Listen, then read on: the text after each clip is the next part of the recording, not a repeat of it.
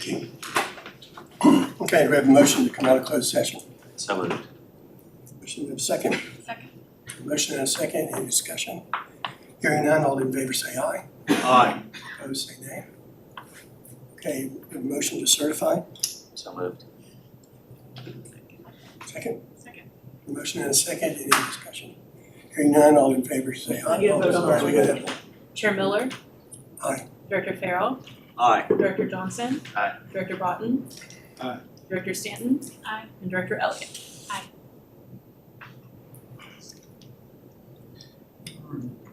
So we didn't have any action come out of the closed There's no session. action from closed session. Okay.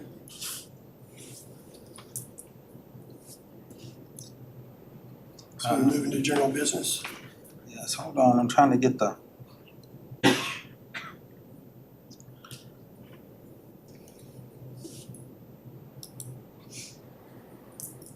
There we go. This is closed session. Falling Branch Phase 2. So you'll see in Falling Branch Phase 2, the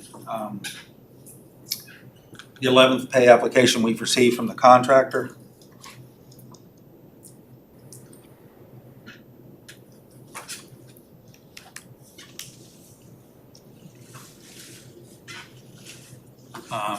Again, we're grading Lot 2, Phase 2, 20 acres.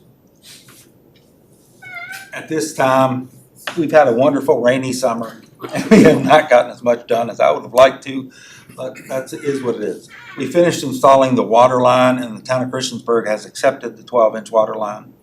So that's good. That's now their property. Of course, we're grading out the road on 20-acre pad. We're really at the northwest corner of the site, and I'll show you that in a minute. Electricity and streetlights are complete. And again, we need the warm weather, and we're waiting on the town of Christiansburg to review the pump station and force main. And then once that's reviewed and approved, we'll put that out for bid.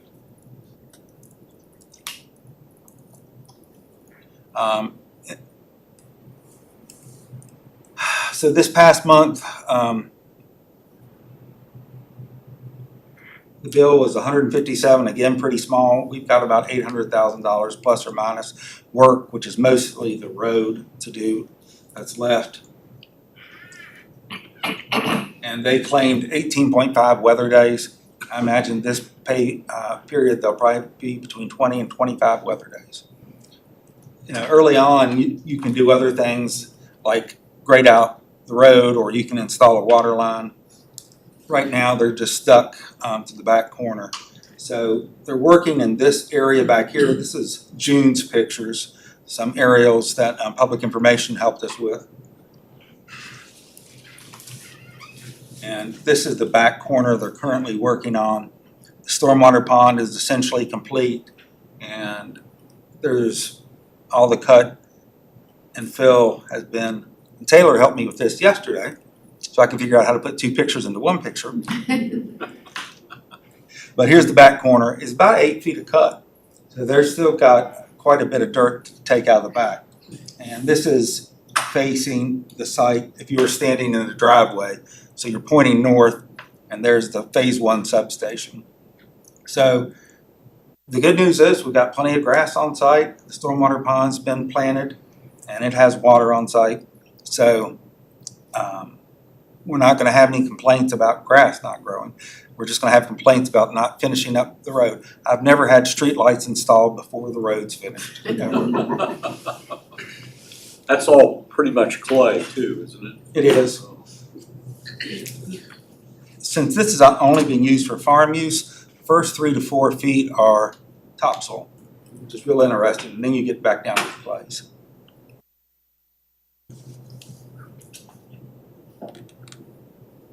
Any questions where we are on Falling Branch before we hop to Elliston Lafayette? I need some dry weather. Yes.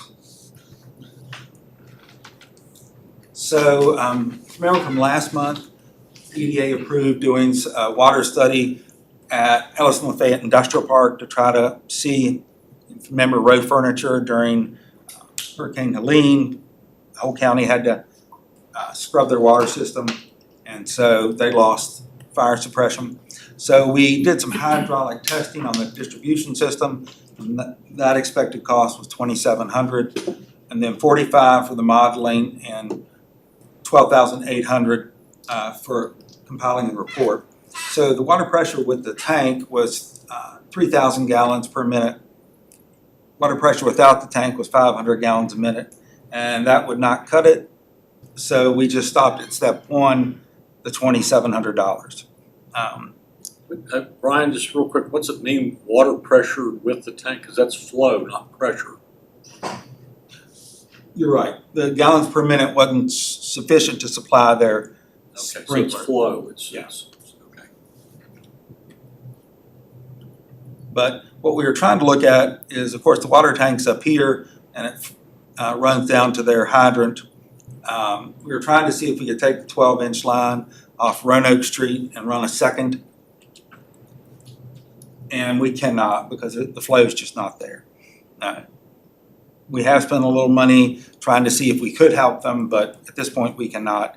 Without an additional tank probably on top of, right outside the town of Christiansburg, that's the only way you get additional pressure. And that would be, They're working on a PSA is small doing- one right now, but They're in stuff, but yeah, they're working on adding a second tank. It's at Camp Christie is the name of their site, but they might have additional flow at that time. It might be worth doing the study again when that's online. otherwise you're looking at spending money for the tank, substantial tank. and you'd be right back in the exact same spot. Yeah. So it's just if that tank that they get water from for their fire suppression, if there's a problem with that specific tank, that's when they can't operate because they don't have fire suppression. So during that time, the specific tank had needed to be disinfected. But if you had two tanks, you could do one, Right. use the other, and then, But there's not another demand, in that area of the county, there's not demand for another tank. But there is at where they're installing one, so that might help with it will definitely help with the pressure in that line. is it pretty substantial size tank or? Yes, but I can't tell you how I big know, it is. but it's. It's standard size big. Okay, but it's big enough that it would fill the role of an alternative pressure Yes, source. the purpose is, there's just one tank there, so they're trying to have some redundancy and extra capacity for It's gonna be storage. 300,000 gallons. I talked to Chuck about this before we. 300,000? Yeah. Yeah, there you go. That's big. But not real big. Standard big. And we would need to double that to get the fire flow we need. It's just an unusual circumstance. And that's just a potential that it would happen because the main purpose of the tank is to have redundancy. If one tank needs to go down, it's not necessarily gonna increase the gallons per minute flowing to that area. They'd be able to take one offline and use Yeah. the other. Also, they weren't both contaminated. Yes. Well, it doesn't matter because you gotta take one and do one at a time anyway. Yeah. That's the whole point of it. It would be redundant. All right. And the last item is broadband, and I'll turn it over to Carly. Well, this is the same as last month. So Valley 2021 is complete, that's same as last month, and then we have a final financial review scheduled for October 21st, so we can finally drop that slide. I think this is a slide from last month too. Don't think picked up the new one? Oh, well. Well, okay, I can't tell you all of these updated mileage off the top of my head, but I know Gigabeam and AEP combined in both Bland and Montgomery County for Valley 2021 have over 630 miles of fiber that they've been built. The passings has remained the same from last meeting to this meeting. And then Leadmine Childress, let's see, they're splicing there now. They have made progress on North Blacksburg Tri-Cities. I'm not sure how many miles they have now off the top of my head, but they're not complete in that area. And then Plum Creek, Edgemont, they're splicing there now as well. Prices Fork, I think they have around 11 miles now, if I remember correctly, maybe more. Reiner Loop, they've completed that loop and they're splicing there now. The 216 East and West Underbuilds, the east side is complete, and splicing there is complete as well. There's still construction to be done on the west side, and so they'll follow through with splicing when they're done there.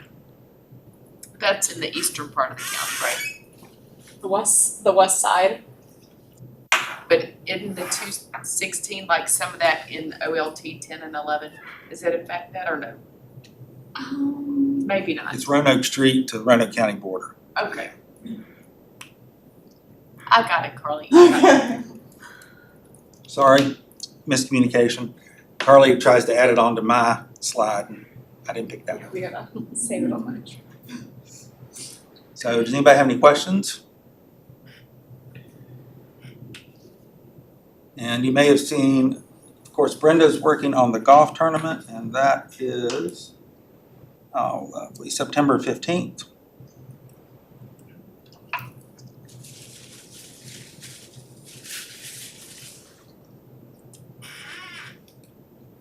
What are the changes coming to the board doc?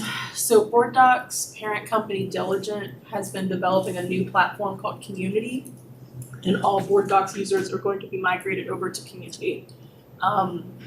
It's functionally the same as Board Docs. It's a little bit more aesthetically advanced. You can change logos and add pictures and put things in the county colors, things like that.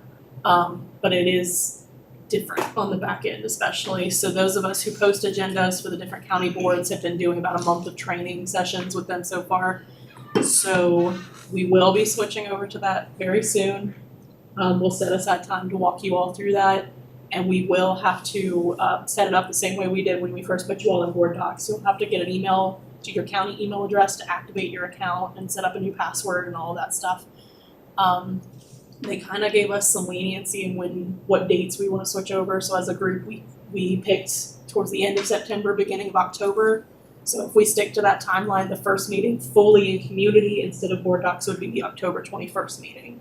So hopefully next month at the September meeting, we'll be able to walk you all through those changes and maybe even get you signed in. I'm not sure yet. We have access on our back end. I don't know when we're going to extend that to the boards, but just wanted to let you all know that that is coming. It functionally won't be very different for you all. It'll just be a little different for those of us who put stuff in there. There's some new features, so we're learning how we could utilize those if we don't already. So next meeting, we'll have some training on this. Potentially, or at least me putting up slides to show you what it looks like at the very least. But it should be very similar for you all. We'll just have the landing page probably like we do now. We're figuring that out if we'll have our own URL link for each individual board. We're not sure yet. So we'll get there.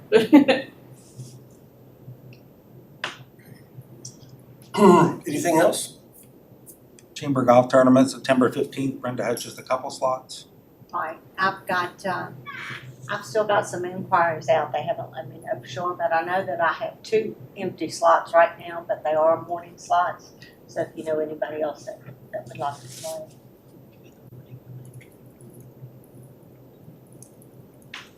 And our September meeting is on this September 16th. Okay, well, if there's nothing else, we'll be adjourned. Thank you. Thank you.